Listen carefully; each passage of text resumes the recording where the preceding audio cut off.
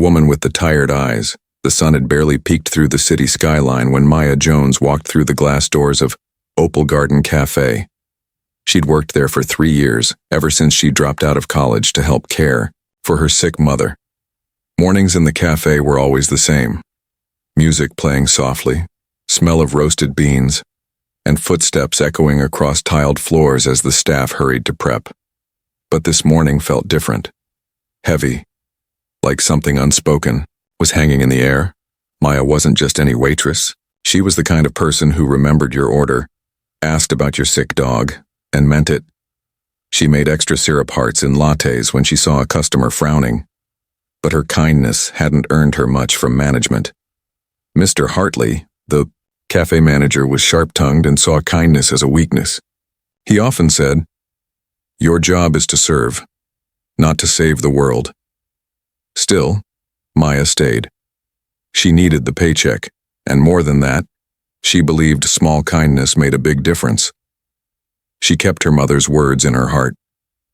Treat every stranger like a story you haven't heard yet. Around 9:10 a.m. he walked in, tall, bearded, and dressed like he wanted no attention, just a hoodie, jeans, sunglasses. No one gave him more than a passing glance, and that seemed to suit him just fine. He sat in the corner booth behind the potted plant that hid most of his face. He didn't speak much, just nodded gently when Maya came over. "Coffee?" she asked with a gentle smile. He nodded. "Anything else?" He looked up for a split second. Behind the glasses, his eyes were kind but tired. "Just the coffee. Black. And maybe a little piece." Maya chuckled lightly. "Well, I can't promise world peace, but I can keep the noise down near your booth."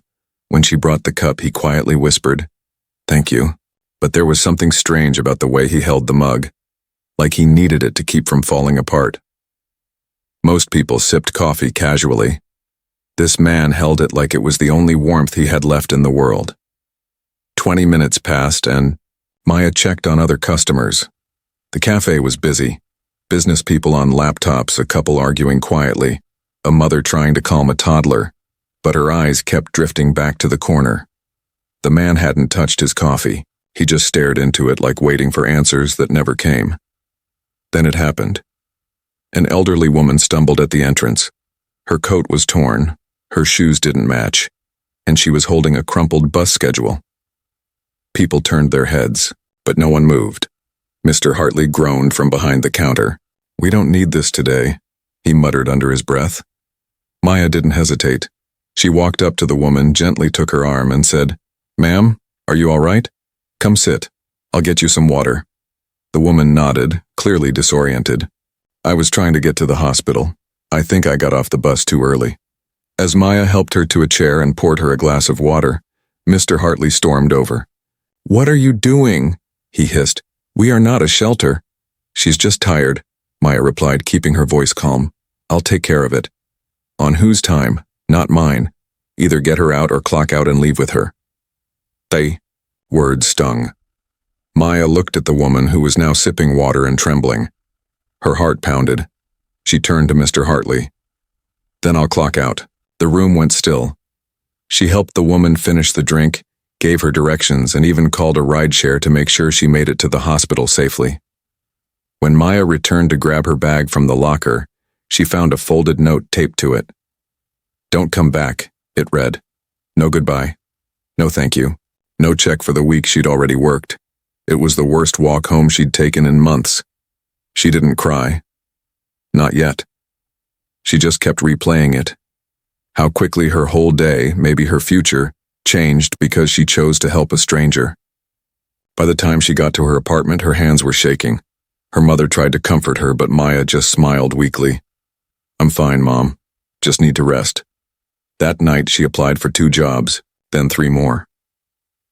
She knew the rent wouldn't wait. Sleep came hard. Her mind tossed between regret and stubborn pride. But elsewhere in the city, another person couldn't sleep either. In a quiet penthouse overlooking the lights of downtown, the man from the booth stood by a window. The mug she served him earlier now sat on his kitchen counter untouched. He stared at his phone, opened his notes app and typed in 4 words. Find out her name. And that's when it began. The name behind the kindness. The morning after everything fell apart, Maya's phone screen was cracked, her spirit bruised, and the scent of coffee on her apron now felt like a memory from another life. Her mother had left a bowl of oatmeal for her on the kitchen table, and a sticky note beside it said, "Your light doesn't stop shining because someone closed a door." Maya smiled faintly, then took a deep breath and began scrolling job listings again. Halfway across the city, inside a sleek but surprisingly modest office tucked between 2 taller buildings, a man named Daniel was on the phone. He was not just anyone. He was one of the most discreet personal assistants in the entertainment world. He had worked quietly beside Keanu Reeves for nearly 9 years, and he knew that when Keanu said, "Find out her name," it wasn't just a passing interest. Something had deeply moved him, and Daniel had learned never to ignore those moments. Keanu wasn't the kind of man to make scenes. He didn't live for headlines, avoided red carpets unless necessary, and donated in silence.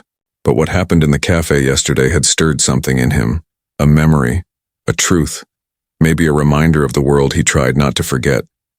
That woman, the one who didn't flinch when her job was on the line, the one who stood up for a stranger with trembling hands but steady eyes. She had done more than offer kindness. She had given him hope. "All I know is the cafe's name was Opal Garden," Keanu said quietly on the call, and she called the woman ma'am. She said her name was Maya when the old woman thanked her. Daniel got to work. He called the cafe first, posing as a journalist interested in a feature on hospitality heroes. The manager, still fuming from the previous day, bitterly snapped, "If you mean Maya Jones, she's no longer employed here. She made our business look like a soup kitchen." Daniel didn't reply. He had enough. He ended the call and leaned back in his chair. Maya Jones. He typed the name into a secure contact database reserved for high-profile clients who needed quiet solutions. 20 minutes later, he had an address. A modest apartment in a quiet neighborhood. She had no social media presence, no viral videos, no loud voice in the world. Just one act of bravery no one had clapped for. Yet, meanwhile, Maya was walking back from a disappointing job interview at a small diner. The manager there had looked her up and down and said, "We need people who know how to follow rules, not act like heroes." It stung more than it should have. On the walk home, the wind felt colder than usual, and her shoes were beginning to wear thin at the soles. She thought of stopping by the park, sitting for a moment just to breathe and not feel so small. She never made it there. A black SUV slowly pulled up beside her. She stiffened, uncertain, until the window rolled down. A man in a suit leaned out gently, holding up his hands in a non-threatening way. "Maya Jones?" "Yes," she answered, uncertain. "My name's Daniel. I work with someone who was at the cafe yesterday. He'd like to speak with you, personally." "Is this some kind of prank?" she asked, stepping back slightly. "No, ma'am. He asked that I bring you somewhere safe to talk. He didn't want to scare you or cause any trouble." Maya hesitated. Her instincts warred with curiosity. Something about Daniel's eyes, calm, respectful, made her pause. "I won't get in your car," she said, "but you can tell me who sent you." Daniel took a breath. "Keanu Reeves." Her world stopped. Her heart kicked once, then twice. She blinked, trying to grasp what he had said. "He was in the cafe?" she whispered. Daniel nodded. "In the corner booth. You brought him coffee. You offered peace." Maya's knees almost gave out. She had treated that man like just another tired soul, not knowing who he was.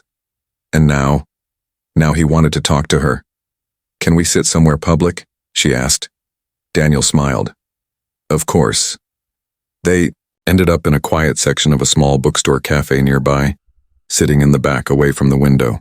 Daniel bought her a tea and sat down, his demeanor calm and non-intrusive. "I know this is a lot," he said gently, "but yesterday, Keanu saw something in you that reminded him of something he thought the world had forgotten. People don't usually risk their jobs for others." He was deeply moved. Maya stared at the steam rising from her cup. "I didn't do it for attention. I just..." Couldn't watch that woman struggle. He knows. That's why he wants to help you. She looked up, eyes tired but curious. How? Daniel didn't answer right away. Instead, he slid over an envelope. Inside was a letter. Not typed, but handwritten. Dear Maya, I'm writing this because words sometimes feel more real when you can hold them. Yesterday, you helped a woman with no power, no status, and no spotlight. You did it knowing it could cost you something. You reminded me of the kind of strength that doesn't make noise but changes everything quietly. I'd like to help, not out of pity, but respect. Meet me tomorrow. No cameras, no agents, just two people having coffee again. This time, I want to be the one who serves you. Sincerely, Keanu. The time she reached the end of the letter, her eyes had filled with tears. She didn't even realize she was smiling. He wants to meet me, she whispered. Daniel nodded. Tomorrow. Same booth, same cafe. I've already handled the details. Maya stared at the envelope for a long time before finally saying, okay. But across town something else was brewing. Mr. Hartley, the bitter manager, had noticed unusual activity outside the cafe that morning. Photographers, someone checking, security layouts, whispers of a celebrity visit, and it didn't take him long to put the pieces together. Maya, he muttered. What did you do? Jealousy burned in him like acid. That night he made a call. Not to apologize, not to make amends, but to make trouble. He had no idea that the very next day the entire city would know what he had done, and he would wish deeply that he had just let that girl serve a stranger in peace. The man behind the booth, the morning sun stretched across the city like soft gold, warming the rooftops and painting the sidewalks in quiet promise. But for Maya Jones, the warmth wasn't enough to calm the whirlpool inside her chest. She had barely slept the night before, kept awake by disbelief, nervousness, and the weight of that handwritten letter sitting on her nightstand. She read it more than 20 times. Each word felt like a doorway, opening into a world she never thought she'd be invited into. Her mother was the first to sense the change. You're dressing up, she said, glancing at the way Maya carefully ironed her shirt and brushed her hair. Maya smiled gently. I have an important meeting. Her mother didn't ask questions. She simply kissed her forehead and whispered, then be your truest self. The walk to Opal Garden Cafe felt surreal. The streets looked the same, but everything felt different. Last time she'd walked this way, she was unemployed and heartbroken. Now, someone had seen her. Not for what she lacked, but for what she chose to give, even when it cost her everything. When she arrived, the cafe looked transformed. Freshly cleaned windows, polished doorknobs, flowers by the entrance. Two men in suits stood outside, casually leaning on a black vehicle, scanning the street without making it obvious. As Maya approached, one of them nodded slightly and opened the door for her. Welcome, Ms. Jones. She stepped inside and time slowed. The morning crowd was light but still present. Quiet sips of coffee, muted keyboard clicks, soft jazz from the speakers. Then her eyes found him. Same booth, same posture. Hoodie off this time. Plain dark sweater. And when he looked up, their eyes met. Something unspoken passed between them. Recognition wrapped in respect. Keanu Reeves stood up. He didn't smile. With bravado. There was no charm meant to impress. Instead, he offered a simple, honest hand and said, Maya, thank you for meeting me. She took his hand, and for a moment the hum of the world fell away. I almost didn't believe it, she said, sitting down across from him. I almost didn't come back, he admitted. But then I thought, if you can stand up to a cruel man for someone you don't even know, the least I can do is show up when I say I will. Maya looked around. They let you reserve the booth? Keanu smiled. Let's just say we made an arrangement. It helps when you promise to pay for everyone's coffee. She laughed. The tension broke. For the next 30 minutes they talked. Not about movies, not about fame, but about little things, books, childhood memories, her mother's strength, The way kindness used to be so normal it wasn't even considered an act. It was just living. Keanu listened more than he spoke, and Maya, for the first time in weeks, felt heard, not as someone who had been fired or forgotten, but as someone who mattered. But as the morning wore on, the outside world began to stir. A woman seated near the window gasped and pulled out her phone. Then another customer turned. Whispers started, flowing like quiet sparks. "Is that Keanu Reeves?" "He's with someone." "Wait, is that the girl who got fired?" Maya felt her skin go cold. Keanu noticed. "Ignore it. Just noise." But the noise didn't stay outside for long. Mr. Hartley burst through the front door, his face red, sweat dotting his forehead. He was still wearing the same stiff apron, like he hadn't changed since the day he fired her. And when he saw her, sitting in that booth, smiling across from one of the most famous men in the world, something in him snapped. "Maya," he barked, loud enough to turn every head. "What are you doing here?" Keanu looked up, calm but alert. "I thought I made myself clear," Hartley said, storming toward the booth. "You're banned from this cafe." Maya stood slowly. Her voice didn't rise. "You already fired me. I'm not on your property anymore. You humiliated this business," he hissed, "made us look like fools in front of celebrities. And now the press. What are you trying to pull?" Keanu rose, stepping between them. "Sir, with all due respect, she didn't humiliate your business. Your treatment of her did." Hartley blinked, caught off guard by the calm tone. "Who even are you to speak for her?" Keanu didn't raise his voice. He simply said, "I'm someone who believes in standing up for the people who do the right thing, especially when it's hard." Phones were out now. Customers were filming. Whispers turned into murmurs. Maya could see it. This wasn't going to be private much longer. "Leave now," Hartley demanded, "before I call the police." "Please do," Keanu said, taking out his phone. "I'd love to have this moment documented by someone official." Hartley hesitated. That hesitation cost him. Outside, 3 news vans were pulling up. Someone had tipped them off. Maybe a customer. Maybe a fan. Maybe the wind itself carried the rumor that Keanu Reeves had returned to a small cafe to meet a waitress he wanted the world to notice. Maya felt overwhelmed. The last thing she wanted was a scene, but it was already out of her hands. "Mr. Hartley," she said, looking him directly in the eyes, "I didn't come here to take anything from you. I came here because someone chose to listen." He glared at her, then at Keanu, then back at the phones aimed in his direction. He turned and stormed out without another word. By the time the reporters got inside, it was too late. Maya and Keanu were already gone, slipped out through the back, led by Daniel and another assistant who had quietly secured an exit route. They ended up in a quiet garden behind the building where the noise couldn't follow. Maya sat down on the edge of a stone bench, her breath shaking. "I didn't mean for any of this," she whispered. Keanu sat beside her. "I know. But sometimes the world needs a little noise to remember who it's ignoring." She looked at him, tears forming. "What happens now?" He didn't answer immediately.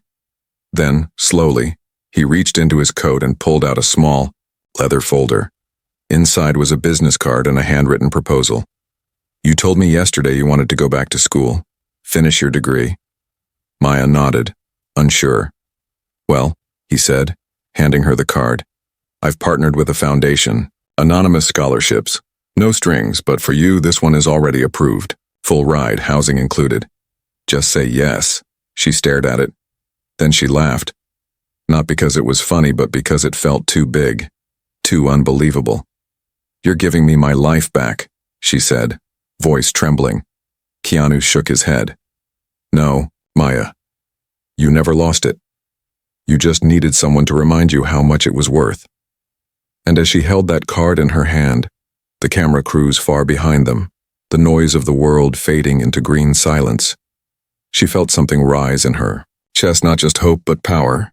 Shadows from the past. Maya had always believed in beginnings. But this time it felt different. Not like turning a page, but like stepping into a whole new book. She stood in the admissions office of Brookstone University, clutching the acceptance letter and the scholarship packet with both hands. The air smelled of old paper, worn carpet, and the faint aroma of brewed coffee. It was a campus alive with movement. Students laughing, shoes scuffing across brick pathways, the clatter of lunch trays in the distance. But Maya stood still, overwhelmed by something she hadn't felt in a long time. Belonging. The woman behind. The front desk smiled at her. "You're all set, Miss Jones. Your dorm key is in that folder and orientation starts on Monday. You're going to do just fine." Maya nodded, unable to find words. The reality hadn't sunk in yet. Just days ago she was being yelled at by her former boss in a coffee shop. Now she was enrolled full-time in one of the most respected community-based universities, her tuition fully covered, her future no longer a distant dream, but something tangible. She could see it now. Classrooms, books, discussions that made her think, the smell of library halls. This was more than a second chance. It was a homecoming to the self she had once buried beneath bills and survival. Keanu hadn't asked for anything in return. No publicity. No strings. He only checked in once through Daniel just to make sure she was adjusting. He didn't want to hover. He believed in letting people rise on their own terms. And Maya respected that more than words could say. But in the corners of her new life, shadows were gathering. Unknown to Maya, Mr. Hartley hadn't let go of the public embarrassment. After the confrontation at the cafe went viral, clips circling the internet, news sites running headlines like, "Waitress who stood up for stranger gets life-changing gift from Keanu Reeves," his business took a massive hit. Customers stopped coming. Online reviews tanked. And worse, a former employee leaked screenshots of his past behavior, including rude emails and discriminatory hiring practices. The backlash was swift and brutal. He blamed one person, Maya, and he wanted revenge. He had tried everything. Reaching out to the local paper to set the record straight. Calling into morning shows to claim it was all a misunderstanding. Even hired a lawyer to explore defamation claims, though none held water. Nothing worked, because truth had already taken root in public hearts. People weren't interested in his version. They had already seen hers. But Hartley wasn't. The type to give up just because he was wrong. He started following her online. She didn't post much, but a tagged image from the university's welcome event gave him all the information he needed. He drove to the campus late at night, walking the grounds, taking note of dorm buildings, watching from a distance. He told himself it wasn't obsession, it was justice. While Maya began her new classes, met her professors, and slowly made friends, she had no idea someone was watching her from the edge of her joy. She was too focused on adjusting to the rhythm of student life. She sat in the front row, asked questions, helped a girl in her English class who struggled with writing. And more than anything, she felt herself begin to bloom again. The weight of the past loosened its grip, but the past wasn't done with her. On a quiet Friday afternoon, as Maya was leaving the campus library with a backpack full of notes and her head full of ideas, a man approached her from behind. "Maya," she turned, her smile fading. Hartley stood there, dressed sharper than usual. Fake calmness stretched across his face. "What are you doing here?" she asked, stepping back instinctively. "I just wanted to talk. Clear the air.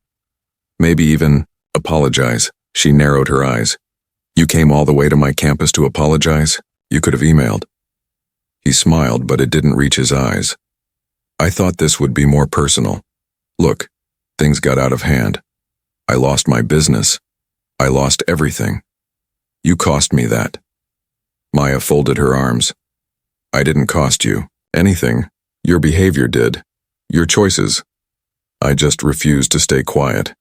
His face tightened. The mask slipped just for a moment. "You think this is over?" he said, voice lower now. "You think people like you get to walk away and rewrite the story?" She blinked. "People like me?" He didn't clarify. He just gave her a look that made her stomach turn. "Stay out of my way," he said, "or I'll make sure your little fairy tale comes crashing down." And then he walked off, disappearing down the path before she could even decide whether to scream or chase. Maya stood frozen, heart pounding. Her thoughts scrambled in 1,000 directions. She told herself not to panic. Maybe it was just words. Maybe he was bluffing. But something in his eyes had warned her. This wasn't over. She reported the encounter to campus security, who promised to look into it. She filed a formal report. But when days passed with no word, and she began to see strange figures in parked cars near her dorm at night, she knew Hartley wasn't letting go. That weekend, she sat in the university chapel alone, not because she was religious, but because it was the only place on campus that felt still. Candles flickered on the side wall. Rows of wooden pews stretched out behind her. She stared at the stained glass window in front, wondering what strength looked like when fear kept circling like a hawk. Her phone buzzed, a message from an unknown number. You should have stayed in your place. No name. No context. But she knew. She couldn't sleep that night. Every creak in the hallway sounded like a threat. Every footstep outside her door made her hold her breath. By morning, she made a decision. She wouldn't run. She wouldn't hide. She picked up her phone and did something she hadn't done since their first meeting. She called Daniel. "It's Maya," she said when he answered. "I need to speak to him. It's important." And she knew. Some truths had to be faced, not in silence, but with courage, even when the past came back with claws. A past that echoes the next morning. The city felt colder. Not because of the wind, but because Maya had stopped pretending to feel safe. She wore her fear like armor now. Every glance over her shoulder wasn't just a habit. It was a lifeline. After sending the message to Daniel, she didn't expect a response right away. Keanu Reeves had already done so much for her, more than she ever imagined someone like him would, but by noon her phone rang. "He's waiting for you," Daniel said softly. "Same cafe, same booth. But this time, the doors are closed to everyone else." When Maya arrived, the Opal Garden Cafe looked like a memory stitched in time. Except today, the windows were shuttered, the sign flipped to private event, and 2 familiar security guards greeted her at the entrance. One opened the door without a word, and the other simply nodded, his expression calm but focused. Inside, everything was quiet, peaceful. Not a single customer. Just a vase of fresh white lilies on the counter and the soft sound of acoustic guitar playing over the speakers. And at the corner booth, always the same booth, sat Keanu, dressed simple as always with eyes that immediately caught the storm she tried to hide. "Maya," he said as she approached. "I got your message." She didn't sit right away. She stood beside the table, searching his expression. "I wouldn't have called if it wasn't serious." "I know," he said. "Tell me what happened." So she told him. Everything. About Hartley's appearance on campus, his threats, the message, the fear that crawled into her dorm room at night. She told him about the cars watching from a distance and how even the library no longer felt safe. And when she was done, she looked at him with quiet, heavy eyes and said, "I don't want this to define me, but I can't pretend it's not real." Keanu didn't speak for a while. He just stared at his hands, fingers laced together on the table, jaw clenched slightly. Then he looked up. "You know," he said, "when I was 23, I had a friend. A quiet, brilliant actor. We both got our first break around the same time. But while I moved forward, his career stalled. He got bitter, started talking behind my back, said I didn't deserve anything. He even told people lies about me, dangerous things. The tabloids picked them up and I lost a role because of it. For years I stayed quiet. I thought maybe it would pass. Maybe if I didn't feed the fire, it would burn out on its own." Maya listened, stunned. She had never heard him speak like this, not publicly, not even in interviews. "But it didn't," he continued. "He didn't stop until someone stepped in, a producer who'd seen what was happening. He pulled me aside and said something I'll never forget. 'You're not weak for staying silent, but you are in danger of letting someone else write your story.'" Keanu leaned forward now, his voice steady. "Don't let Hartley write yours." Maya felt the weight of those words in her chest. "We can go to the authorities," he said. "We'll make a formal complaint. We'll get legal support. I'll cover every cost, but this time you won't walk into it alone." She blinked back the tears she hadn't allowed herself to cry in weeks. "You're not just helping me," she whispered. "You're showing me how to help myself." He smiled, quiet and proud. "And Maya," he added, reaching into his coat and pulling out a second envelope. "I also think it's time you meet someone." Inside was a name, not his, not Daniel's, but a woman named Nadine Wells, an investigative journalist who ran a series on systemic abuse in small workplaces, exposing managers who used power as a weapon. "She's been waiting to talk to you," Keanu said. "After everything that happened with Hartley, people are listening, but it has to come from you." The thought of going public again made Maya's stomach twist. She had never wanted the spotlight. But then she thought about the other girls who still worked in cafes, diners, cleaning services, afraid to speak up. She thought about her mother, who once lost a job for reporting harassment and never got justice. Maybe it wasn't about her anymore. She took a deep breath and nodded. "Okay," she said. They met with Nadine the next day in a private room at a media firm Keanu had discreetly arranged. Nadine was sharp-eyed and kind. She asked questions, not just about the threats, but about Maya's journey, her values, her strength, and why she didn't let fear stop her. Maya told her the truth. Not the polished version, but the one with cracks and bruises and moments of almost giving up. The article went live 3 days later. From fired waitress to fearless voice, the true story of Maya Jones. It trended within hours. Not because of Keanu's name. He wasn't even mentioned until the third paragraph, but because people saw themselves in Maya's story. The silent ones, the kind ones, the overlooked heroes of everyday life. And for once, their story had a voice. But Hartley didn't stay quiet. He filed a civil suit, accused her of slander. His new lawyer tried to spin it as a personal vendetta. But what he didn't expect was the footage: security camera clips from the cafe, customer testimonials, screenshots of his past messages, quietly handed over to Maya's legal team by a new anonymous donor. And when the hearing date was announced, Maya sat across from Keanu in the green room of a small legal center, both sipping tea, waiting for her lawyer to return with updates.